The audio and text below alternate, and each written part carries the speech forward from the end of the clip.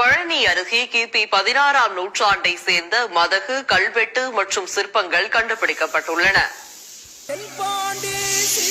பழனியை அடுத்த காடிப்பட்டியில் உள்ள செங்குளம் என்ற குளத்தில் நடைபெற்ற தொல்லியல் ஆய்வில் கல்வெட்டுகளுடன் சிதைவுற்ற நிலையில் மதகு ஒன்று கண்டுபிடிக்கப்பட்டுள்ளது. மதகு முற்றிலும் சிதைவுற்ற நிலையில் குளத்தில் இருந்து பாசனத்திற்காக நீரை வெளியேற்றும் குமிழி தூம்பு எனப்படும் கட்டுமானத்தின் தூணில் 11 வரிகளுடன் ஒரு கல்வெட்டு பொறிக்கப்பட்டுள்ளது. இந்த கல்வெட்டு கிபி 16ஆம் நூற்றாண்டை சேர்ந்தது என்றும் பசுவ குடும்பன் என்பவர் ஆடி மாதம் 30ஆம் தேதி குளத்தை வெட்டி மதகு அமைத்து கொடுத்தது கல்வெட்டு வாசகத்தின் வாயிலாக தெரிய வருவதாகவும் தொல்லியல் ஆய்வாளர்கள் தெரிவித்தனர். மதகு அமைத்த பசுவ குடும்பன் மற்றும் அவரது மனைவி மஞ்சம்மாளின் உருவங்களும் சிற்பமாக வடிவமைக்கப்பட்டுள்ளதாக ஆய்வாளர்கள் தெரிவித்தனர்.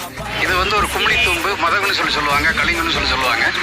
இந்த தூம்பு கிபி 16ஆம் நூற்றாண்டை சேர்ந்தது. இதை பசுவ குடும்பன் அப்படிங்கிறவர் அமைச்சு கொடுத்திருக்காரு. அந்த கல்வெட்டு எழுத்து அமைதி அப்புறம் மற்ற காலங்களை கணிச்ச போது அது 1559 ஆகஸ்ட் 15ஆம் தேதி இந்த கல்வெட்டு பொறிக்கப்பட்டிருக்கிறதாக தெரிய வருது.